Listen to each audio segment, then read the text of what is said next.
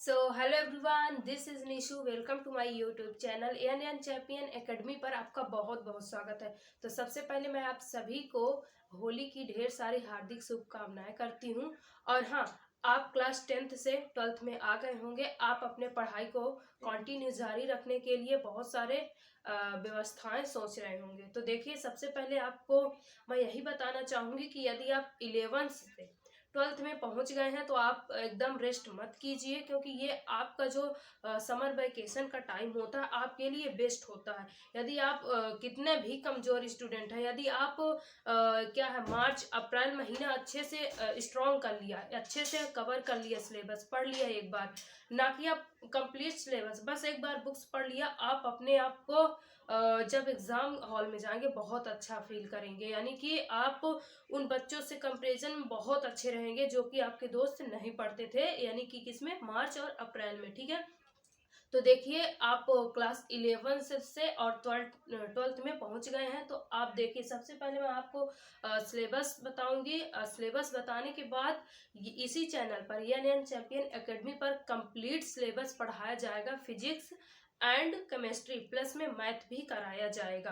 तो देखिए, सबसे पहले मैं इस सारे जो है चैप्टर जो है सिलेबस है, यानी कि हमारी यूपी बोर्ड सिलेबस में कितने चैप्टर हैं और कितने नंबर से कौन कौन सिलेबस आएगा। देखिए, तो सबसे पहला चैप्टर क्या है इसमें कि वैद्युत आवेश तथा क्षेत्र। शायद ये आपको यहाँ पर ये पहला वाला नहीं दिख रहा होगा, तो मैं इसके नहीं दिख रहा होगा तो मैं आपको दोबारा बता रही हूँ कि वैद्युत आवेश तथा क्षेत्र, इसके बारे में आपको एकदम डीपली कॉन्सेप्ट तरीके से पढ़ना पड़ेगा, ताकि जो आपके कहीं ना कहीं आपके 2-4 मार्क्स कटेंगे तो एक भी मार्क्स आपको कटने नहीं देना है। ठीक है, और सेकंड चैप्टर क्या है, वैद्युत स्थिर विभव तथा धारिता।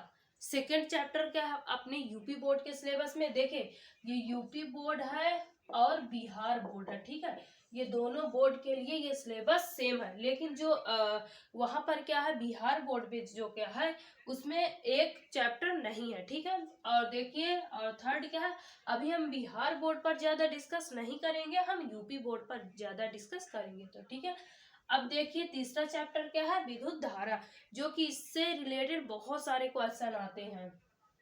और चौथा चैप्टर क्या है, गतिमान आवेश और चुंबकत्व, यानी कि इसमें ये जो गतिमान है इसकी डिफिनीशन पूछेगा, आवेश पूछेगा, और चुंबकत्व किस एरिया में रहता है ज्यादा, और जहां पर चुंबकत्व रहता है वो कितने जगह पर रहता है, इन सब चीजों के बारे में क्वेश्चन बनेंगे।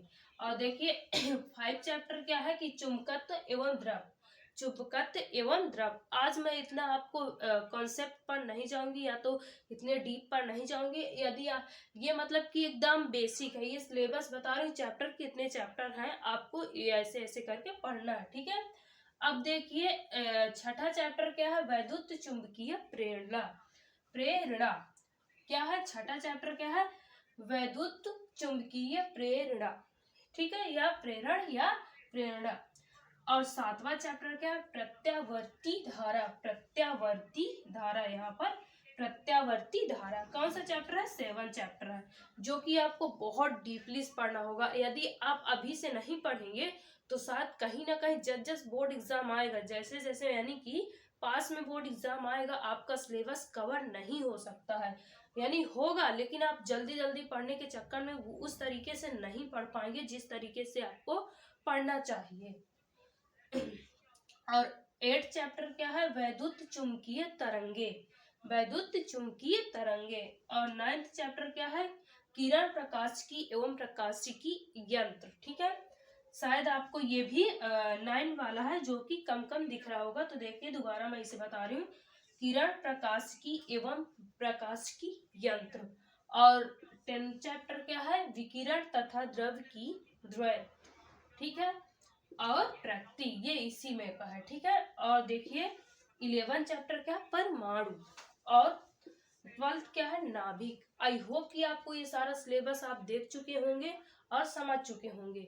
तो देखिए, आप हमेशा याद रखना एक बात कि मान लीजिए ये बोर्ड एग्जाम है, ठीक है। और ये आपका दिन प्रतिदिन है, ठीक है। एग्जाम्पल के लिए मैं इन्हें ले रहा हूँ, ये आपका बोर्ड एग्जाम है और ये दिन और प्रतिदिन है, ठीक है। और ये बोर्ड एग्जाम तो फिक्स होता है कि ये इसमें केस में होगा आपका फरवरी में होगा, यानी कि फरवरी में आपका होगा, मार्च के लास्ट तक में हो जाएगा। लेकिन ये दिन प्रतिदिन का कोई टाइम नहीं है। इसमें बहुत सारे त्योहार आएंगी आपकी, ठीक है, बहुत सारे छुट्टियां आएंगी, बहुत सारे आप भी समर वेकेशन अपने आप मना लेंगे।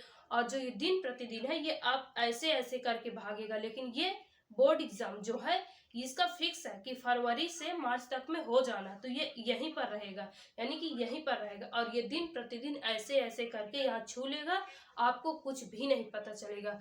तो इसीलिए कहते हैं आप लग जाइए तैयारी में। और हाँ, इस चैनल पर नए हैं तो सबसे पहले सब्सक्राइब कर लीजिए ताकि आने वाले नोटिफिकेशन है आप तक मिस ना हो सके। इसी चैनल पे आपको कंप्लीट सिलेबस पढ़ाया जाएगा, physics plus chemistry and math भी, ठीक है। तो देखिए, पहले तो ये एकदम वो चैप्टर बड़े बड़े बताए हैं अभी से, क्लास मतलब कि अभी 7 मार्च है, ठीक है। मार्च 2 यानी अक्टूबर नवंबर तक आपका सिलेबस एकदम खत्म हो जाएगा। तो यहीं पर वीडियो को एंड करते हैं।